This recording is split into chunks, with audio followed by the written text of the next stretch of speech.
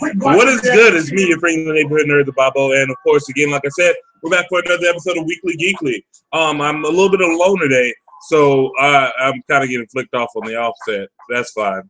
But yeah, I'm a little bit alone today, but hey, the show still goes on. So of course, we're gonna run down quickly as we can the actual information for this week. So I'm gonna kick it off with, of course, the comic book section. So with June finally being here, DC, Marvel, they're all finally fulfilling their promises, giving us what we love, and giving us some things that we think we're going to hate. Well, of course, firstly, you have the new issue, Batman number 41, that came out where Commissioner James Gordon, as we told you guys, is Batman. So I went into this with already a bias. So I was like, I'm not going to like this at all. Batman's a robo-mech bunny. But they actually got me to enjoy it. And I'm pretty damn surprised that I did. So, of course, like I said, Commissioner Gordon is Batman. And we found out an interesting thing about Commissioner Gordon. He's actually only 47 years old. Like, that job did a lot to him. A lot.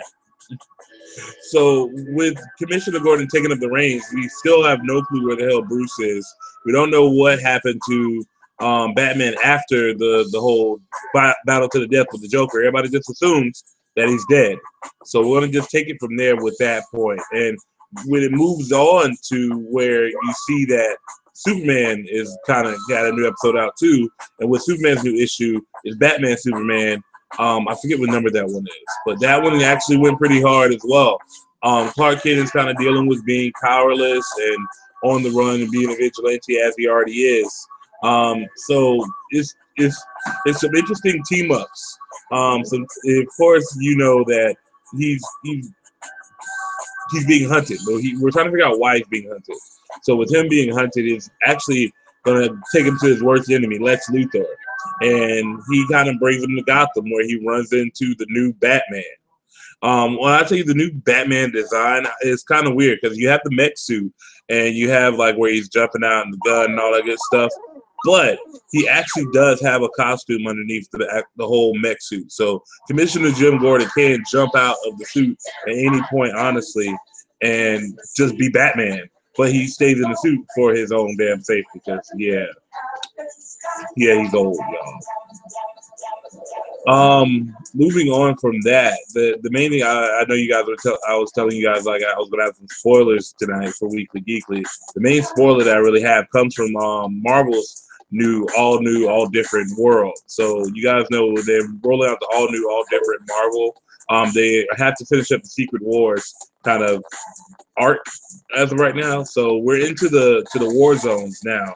And with the war zones, we have places like places in Battle World where you're going to see a lot of the Hulks, the X-Men, the Thor storylines. You're going to see a lot of crazy stuff. So we're moving actually back into the Ultimate Universe because you got to remember half this world is still 616 and the other half is still the other half is still Ultimate Universe. So in the middle is where Battle World is. So with the Ultimate Universe, they're still trying to figure out how the hell to fix this. There's going to be a lot of big changes. So one thing is that one of our favorite archers died. And when I mean favorite archer, I mean Hawkeye. The Thors kind of came around and they were like, oh, hey, y'all, cut this shit out.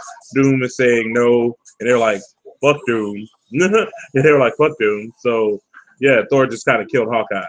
And it just flew off. Yay. Unfortunately, we don't know where this ends because, as you know, this world is canon. So Hawkeye is dead. Like, good and dead.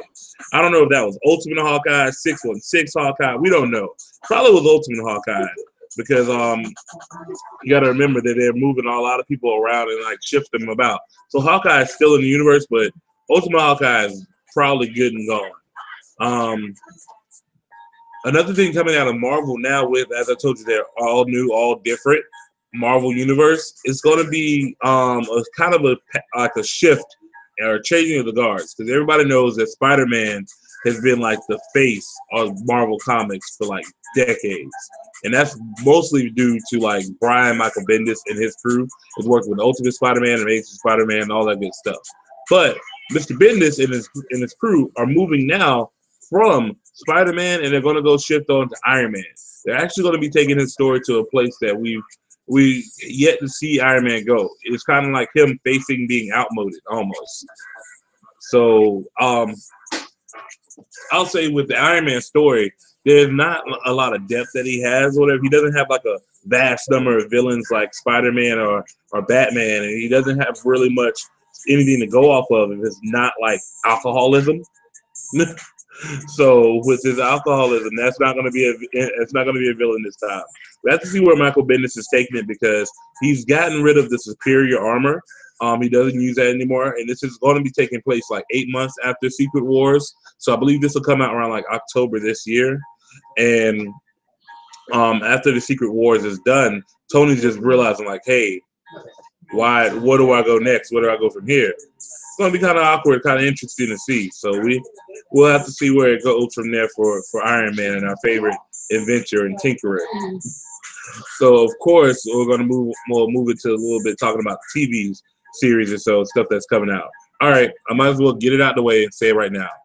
If you guys haven't realized or haven't been watching by now, Orange is the New Black is out. The new season is out on Netflix, and yes, my living room has already been taken over. So with this series, people have already been binge watching it. I'll say that we thought Daredevil had the best numbers of this year, but honestly, Orange is the New Black is catching up to Daredevil already. And it's probably going to surpass them in number of views and watches because that fandom is so strong. For it to be like a Netflix-only show, their fandom is really getting up there in age. It's only been like 3 seasons, right? Yeah, only 3 seasons? Come on. There's a disembodied voice in the background. Don't worry about that.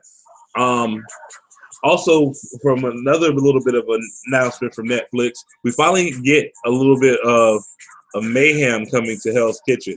So we learned that the Punisher will actually be coming to Hell's Kitchen, and who else to play the Punisher but Shane from The Walking Dead? All right, I know his name is not really Shane. Don't worry. I said. So John Bernthal is going to be playing Frank Castle when it comes out on 2016 and the season 2 of The Punisher of Daredevil. So Daredevil finally has the suit, and as I said, everything's going to where it looks like we're going to learn a lot more about a few more of the characters. We've already got a couple of things from the cast where they're saying that this season was about learning about Daredevil and Matt and how he evolved into where he is today or where he was in episode 13. Next season, we're going to focus more on Kingpin and the other supporting characters and seeing how they became where they are today. So it's going to be interesting to see how Frank is going to mix in with that little group or bunch. So, if you are an avid comic book reader or if you at least follow Daredevil's storyline, you know that him and the Punisher don't always see eye to eye. And the Punisher actually hunted down Daredevil from time to time. So I wonder what they're going to go with that story or where they're going to actually take the Daredevil franchise from here when they add Frank Castle, or will Frank get his own spinoff? But my thing is that when you look at all these these shows that are coming out on Netflix, they all have to match or at least come in with the feel of the MCU, because in the end, everybody from these shows are going to end up in the Infinity Wars. That's how it has to actually be, because you have the Defenders coming out with Iron Fist, aka Jessica Jones, Luke Cage. You got Doctor Strange going to be there in the Defenders, with Daredevil as well, rolling up with the new batch of heroes that we have, and you have us adding people like Spider-Man. Falcon's going to be in the mix. So, it's going to be so many things that they can do with the Marvel Cinematic Universe that it's kind of crazy. So we got to see where this goes next, because there's still licensings that we do have. Wow, that almost happened. There's still licensings that we do have that we haven't introduced to the Marvel Cinematic Universe. My background is kind of going crazy back here because apparently I'm ignoring them. I don't think they want to say hello to the people. So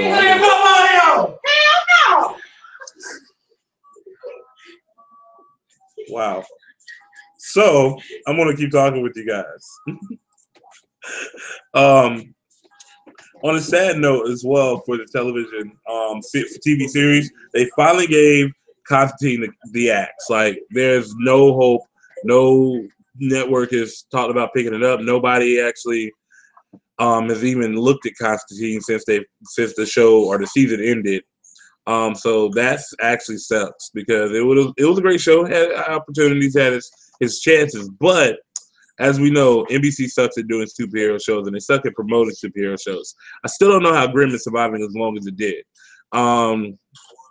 I actually can't wait to see Fox new lineup and when they bring Lucifer on there. Speaking of that, Lucifer is kind of still becoming under scrutiny from the 10,000 moms and their petitioners, so they want to stop it from getting onto the air. So hopefully Lucifer will make it to Fox when we come back next year. Yes, I do want Satan to win. Because this Satan said, screw hell, I'm going to retire. No. So, Lord, I don't know what you've been doing with your free time. Wow. So, moving on in movies, Jurassic World is actually taking the box office by storm. It's literally topping almost every chart of this year's box office hits and everything. Like, it's taking I think it's they say for what spot is probably taking, like, it's literally getting like the biggest numbers are so far. It's trending to be the biggest box opening of the year. So hopefully they keep going because Jurassic World seems to be kind of beast. I haven't seen it yet, sadly. I will probably be seeing it this upcoming week. So with this, really, wow. I'm sorry, I can't use the word. I know that. All right, so as well as with the actual like Jurassic World, we have a little bit of an announcement with Justice League, and it's not the Justice League that you're thinking. It's going to be an animated movie that's going to actually get turned into a series later on called Justice League Gods and Monsters. So this actually follows an alternate timeline of Elseworld, and with Elseworld, they actually are following a Superman that was raised by Mexicans. So instead of being from the House of El, he's from the House of Zod, and instead of landing in Kansas, he landed in Mexico. So I don't know how that made him evil, but I don't think he's really evil. He's just really misunderstood. Mexicans are evil. That's what DC is saying. Superman's Mexican, yo. And with Superman being Mexican, they also have where Batman isn't really Bruce Wayne. He's actually one of the scientists or whatever, or so that accidentally is Kirk Langstrom. That's his name, Kirk Langstrom, who got turned into a vampire by accident trying to cure cancer. I don't even know how you get turned into a vampire by curing cancer. Some of these DC backstories are really weird. And instead of Diana, it's actually Becca who took up the mantle of Wonder Woman, and she's the daughter of Ares. So yeah.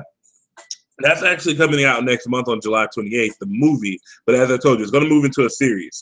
And it's a little bit darker, edgier, but it has the same feel of Justice League Unlimited. So they're trying to kind of pull everybody in, like people who don't really know the animated series and stuff like that, and us who were familiar with Justice League and grew up with it. So we'll see how that goes. Machinima has been really like their kind of go-to for this, like news releases and announcements. So they've shown us things where like Harley Quinn is fighting Batman and Batman takes a chunk out of her. That was awkward. And like you see like other little things that have been coming out for it. So if you guys get a chance, go ahead and check it out. It's actually a pretty interesting story. So I haven't found any comics on it, but if I do, I'll probably look into it a little bit better. So that's about it for the movie and the actual and the television and comic section. So I'm going to move in at this point to gaming. So with gaming, we're basically just ramping up at this point to E3.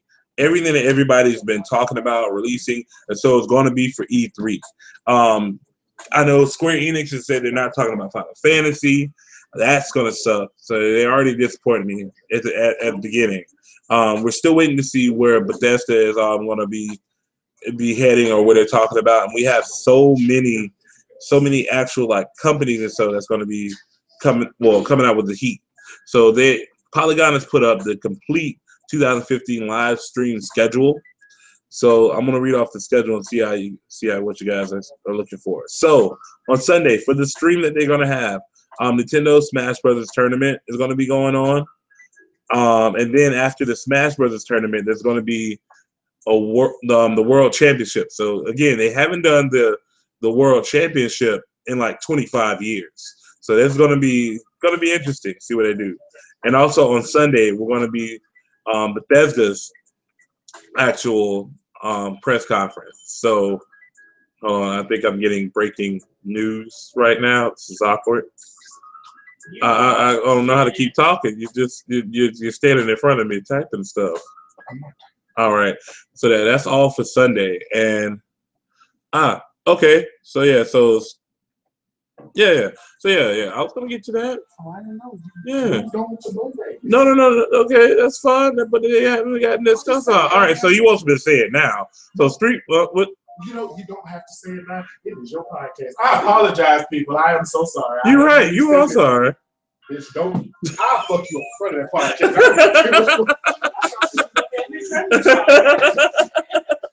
Well, also along with the Smash Brothers tournaments, and so they're also going to be like say other video game tournaments such as Street Fighter. They're going to be playing Fire Emblem. A lot of great stuff's going to be coming out.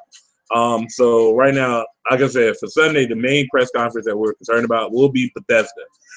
From Bethesda, we're going to move on, like I said, and just having wonderful evening sleeping, and then we're going to come back on Monday. So Monday, apparently YouTube is kicking off this stream for Polygon. So yeah, that's going to be interesting to see. The first ever all day long stream from YouTube kicks off with Robert Kirkman, creator of The Walking Dead. Okay, so yeah, this is just what they're talking about. Okay, that's fine. All right, so the first press conference that we're going to be doing on Monday will be Microsoft. Microsoft starts at 9:30 Pacific time, 12:30 Eastern. So yeah, so I'll be up for that. EA comes after Microsoft, and then we got Ubisoft, and then Sony rounds it off for that night. And then on Tuesday, you're going to come up with the Nintendo Direct. I actually enjoy these Nintendo Directs, so you'll be able to kind of watch it with them, and they can do their little quirky thing. So as I told you, Square Enix is coming up after that. And as I said, Square Enix already said they're not talking about Final Fantasy. So, but they will be talking about stuff like Tomb Raider, Deus Ex. That's it. Also, a lot of other stuff. They've been rumored of like a new Hitman game. So, I want to see what they bring out from that one. And then on Tuesday, to round everything all off and end off the weekend, well, the week, right, or the conference, right, it's going to be the PC Gaming Conference. So the first ever press conference that's going to be nothing about PC games. Well, I'm sorry, not nothing, but all about PC games. I'm fucking up. So, with the PC Gaming Conference, we're probably going to be getting our first looks at the Steam machine. That's what I'll say. So I can't wait to see what they do. So, PC Gamer Magazine and AMD are going to be really over that, and they're going to probably be doing a lot more things with a lot more like releases and game playthroughs, because everything that gets released on consoles usually also gets kind of set up for the PC as well. So hopefully we'll get to see some amazing gameplay content. So only thing I think I have left will probably be, well, I'm going to do a little bit something weird. So you guys, we don't talk about pop culture stuff or whatever, but this week, over the last couple of days, there's been a story that's captivated America. There was this lady named Rachel Dolezal. I think I said her last name right? Yeah, Dolezal. So she apparently for the last 37 years been impersonating to be black. I applaud her because she kept that up really well. So apparently this all came out during an interview with her, and she was like, talking about things that have happened to her, hate crimes and things, but the guy asked her about her father, and he also asked if she was okay. That's what you were showing. Okay, so That's awkward. Hey, don't give me that shit. You don't pay attention. You could have just handed me the phone and would have did breaking news and stuff like I wanted to. Well, apparently, as I just actually read this time, we have a weird confirmation from Smash Brothers. So Street Fighter Ryu has joined the ranks of the Smash Brother world. So this will be the first time that we're seeing a Street Fighter character come into a Nintendo game. So that's going to be actually fun. You said Roy's coming back too? Roy's coming back. We already know Lucas is on his way back, so I can't wait to start losing again to PK's Firestorm. The Nintendo Direct is supposed to be tomorrow. It's supposed to be exclusively about Smash. Okay, so there's going to be exclusive Nintendo Direct tomorrow, so you guys get ready for that. I'm going to probably see if I can get a recording of it or something like that, or at least try and find a link to where I can rewatch it, because I got to work, unfortunately. Like a sucker. Left that to dust. Shut up. First of all, this is going to be the most interesting podcast. What? You just mad you ain't got nobody in the background this time, and so that's why you let me run my mouth. Damn right. This is live. This is live. Somebody just heard me ask that and you let me keep talking. God damn it, Robert. Hey.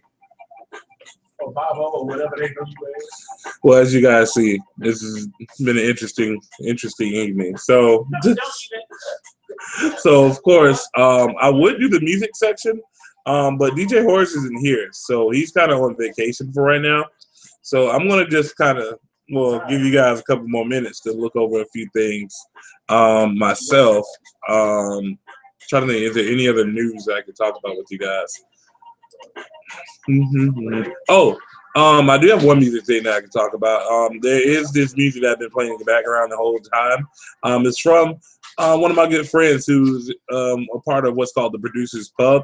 This is their album, Producers Pub Presents Straight to VHS, 80s TV Flips. So you guys can find this on Bandcamp. Just look up the Producers Pub, or just go to producerspub.com. I'll put the link in the description below. You guys will probably be able to find that, and like I said, get your groove on, because this is actually a pretty darn good CD. It's 19 tracks. Yeah, about 19 tracks. It's been getting me through. I sit and chill, ride to it, walk right to it, do everything with it. Got a lot of great producers on here, and I said, they got a lot of great talent that put these songs together. So a couple of things like I said, it's all reminiscent to 80s TV shows and 80s references. So we have songs like The Price is Dope, The Joy of Pay. Yeah, that's a good one, Bob Ross. You have Make Your Heart Beat Fast, Halloween,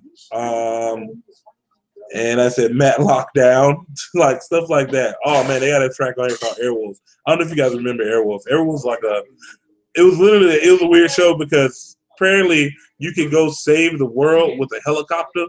It was a guy who literally just flew helicopters, and he used to save the day, and they used to send him on missions and stuff.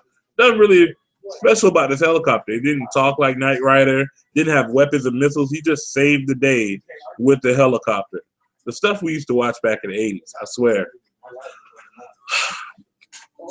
So yeah, I think that's actually probably about wrapped it up for this evening. So I know, guys, I try to at least keep it up. We will be taking a quick 2-week break for Weekly Geekly.